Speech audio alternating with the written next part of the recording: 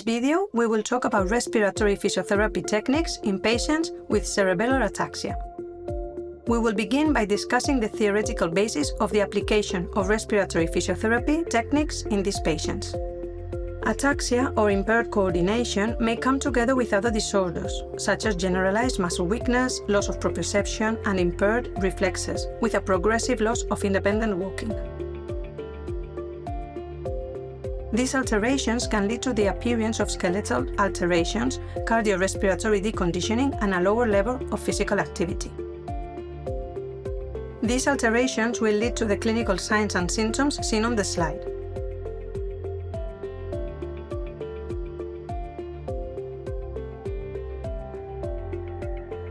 The respiratory physiotherapy techniques that can be carried out in patients with ataxia with the aim of improving respiratory function and therefore the function of the individual are shown hereafter.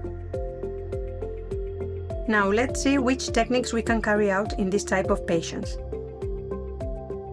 We can perform breathing reeducation techniques, specific respiratory muscle training, secretion management techniques if necessary, and global kinesiotherapy.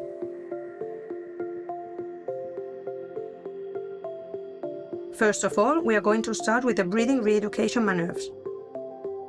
Our objectives are to teach the patient the different breathing patterns to improve respiratory control, to increase or maintain the flexibility of tissues and structures at the thoracic, abdominal, and upper limb levels. In our patient with ataxia, we will perform the exercises in supine position. So first, we will reposition the patient from sitting to supine position. We observe the respiratory pattern and how it is modified when the physiotherapist applies her hands.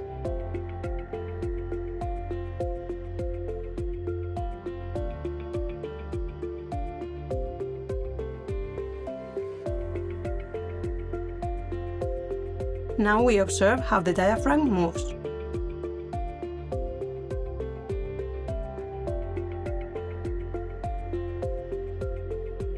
Next, we perform a series of stretches of the chest muscles and the physiotherapist tries to assist the movement.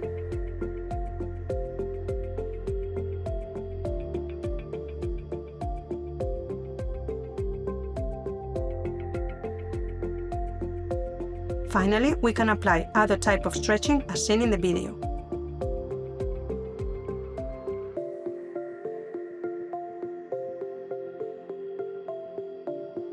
Within cardiovascular training, we can suggest numerous activities to the patient, with the aim of finding those that best adapt to his or her characteristics and preferences, since we want them to carry them out in the long term. We can suggest both outdoor activities and indoor alternatives to adapt to the different weather situations and offer more variety to the patient. Our patient is suggested to cycle with a cycling pedals. And we also exercise by throwing and receiving the ball from sitting position.